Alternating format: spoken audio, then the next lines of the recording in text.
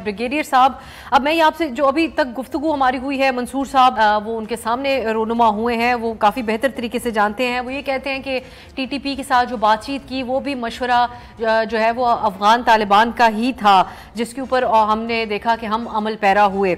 सो मैं आपसे ये जानना चाहूँगी कि क्या अब रियासत को चाहिए कि वो, क्योंकि दहाइयों से इस मामले के साथ तो हम डील कर रहे हैं दहशतगर्दों से इन जनरल, और बेहतर तरीके से जानते हैं कि किस तरीके से ऑपरेट करते हैं, तो एक क्लैरिटी लेकर आएँ अपने मौक़िफ़ के अंदर कि हमने इनके साथ इनको रिहैबिलिटेट करना है, इनके साथ बातचीत करनी है, या इनका खात्मा करना है जिन्होंने पाकिस्तान की न सिर्फ सरजमीन के ऊपर दहशतगर्दी के हमले किए बल्कि लाखों हमारे आम सिविलियंस के, हमारे मुल्क के बच्चों के और पाक फौज के जवानों को भी उन्होंने शहीद किया।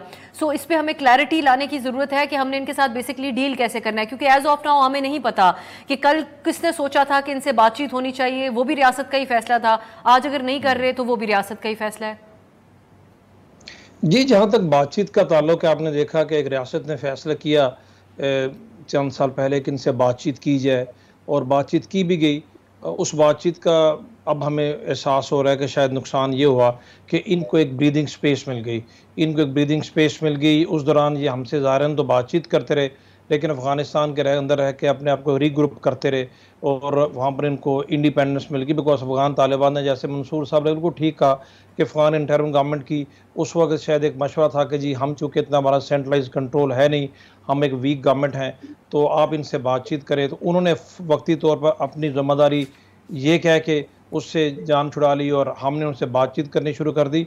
लेकिन इस तरह के ग्रुप्स के साथ बातचीत तो खैर किसी भी कॉन्फ्लिक्ट का अल्टीमेट सोल्यूशन तो ज़ाहिर है बातचीत से ही होता है।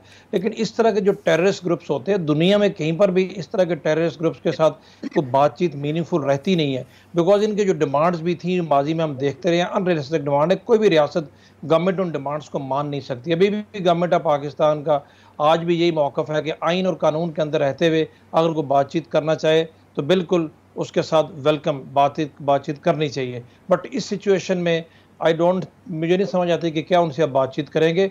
इनका एजेंडा ही डिफरेंट है। ये आपको पता है कि किस माइंडसेट के ये लोग हैं। लोगों को मतलब दहशत फैलाना, लोगों को मारना, पिछले 20 साल से इन्हीं कामों में ये लगे हुए हैं। एनिमीज़ इनके पीछे हैं। पाकिस्तान के इंडियन इन्वॉल्वमेंट आपको पता है कितनी ज़्यादा है, और ये तमाम फैक्टर्स मिल के अभी जहाँ तक इस चीज़ का ताल्लुक है कि सिचुएशन, आपने भी सवाल उठाया during the course of discussion, ये बात सामने आई कि क्या ये नॉर्मल सिचुएशन है। ज़ाहिर है मैं इसको ये तो नहीं कहूँगा नॉर्मल सिचुएशन है, but at the same time हमें ये भी नहीं कहना चाहिए कि कोई बहुत ही अलार्मिंग सिचुएशन इस तरीके से हो गई है कि लोगों में, कौम में, नेशन में कोई इस तरह की खौफ व हरास फैल जाए। बिकॉज रियासत की तरफ से इस तरह की जब स्टेटमेंट्स आती हैं, but having said all this, जो हमारी सिक्योरिटी फोर्सेस हैं, मुझे पता है, आपको भी बहुत सारी चीज़ों का इल्म है कि they are fully determined, deployed है। पहले वाली सिचुएशन नहीं है, पहले वैक्यूम में ये लोग अंदर आ गए थे। अभी एटलीस्ट वहाँ पर हमारी डिप्लॉयमेंट में कोई वैक्यूम नहीं है। 2 एरियाज़ में मेजर प्रॉब्लम्स आ रही है। बलोचिस्तान में रीजंस आपको पता है, इंट्रूड करके कुछ उनके लोग खुदकुश आ जाते हैं, वैसे कोई लार्ज पैमाने पर नहीं आए हुए। वहाँ पर जो अलहदगी पसंद बलोच ग्रुप हैं उनके साथ नेक्सस है, इंडियन इन्वॉल्वमेंट है। और दूसरा है नॉर्थ वज़ीरिस्तान। अभी रेस्ट ऑफ द एक्स फाटा में आपने देखा होगा सिचुएशन काफ़ी हद तक कंट्रोल्ड है, और नॉर्थ वज़ीरिस्तान की रीज़न आपको मैंने बताई है कि वहाँ के जो 3 मेजर ग्रुप्स हैं जो पास्ट में तालिबान के साथ और पाकिस्तान की सिक्योरिटी फोर्सेस के साथ भी लड़ते रहे हैं, वो भी अफ़गानिस्तान में बेस्ड हैं। पख्तिका और बदख्शां, और इस बदख्शां के अलावा स्पेशली खोस्त में, और वो अपोजिट नॉर्थ वज़ीरिस्तान है, वहाँ से इनको सपोर्ट मिलती है। और अफगान इंटरिम गवर्नमेंट अपनी पहलू तही बिल्कुल नहीं कर सकती। उनकी इन्वॉल्वमेंट पाकिस्तान ने उनको सबूत भी दिए हैं कि आपके लोग, उनके मिनिस्टर्स इनको सपोर्ट करने में इन्वॉल्व हैं। कुन्नड़ नूरिस्तान से रिपोर्ट्स हैं कन्फर्म कि लोग जाके काबुल में ठहरे हैं और उन्होंने इनको होस्ट किया है, वहाँ पर इनको इशाइये दिए गए हैं। उनका वज़ीर मादनियात, उनका भाई इनको असले स्मगल करता है, और किस तरह के सबूत जो कि सारे के सारे अब यहाँ पर बयान नहीं कर सकते।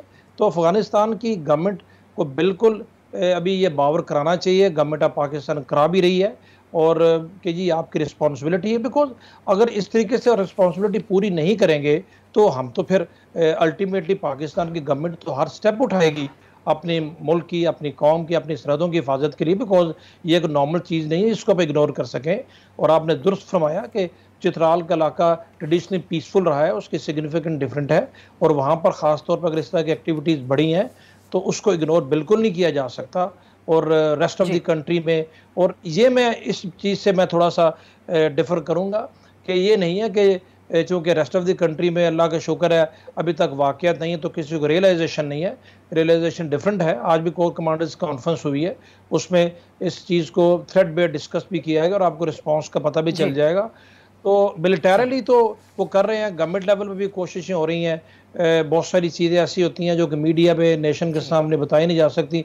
But having said all this, situation definitely challenging है और इसमें बहुत सारे फैक्टर्स हैं, हमें बहुत सारे मेजर्स लेने हैं और हम इसको ईजी बिल्कुल नहीं ले सकते और इनके खिलाफ पूरी नेशन को और सिक्योरिटी फोर्सेस को एक भरपूर कार्रवाई करने की ज़रूरत है। और मुझे पूरा यकीन है इंशाल्लाह कि आप फ्यूचर में इस तरह की कार्रवाई देखेंगे।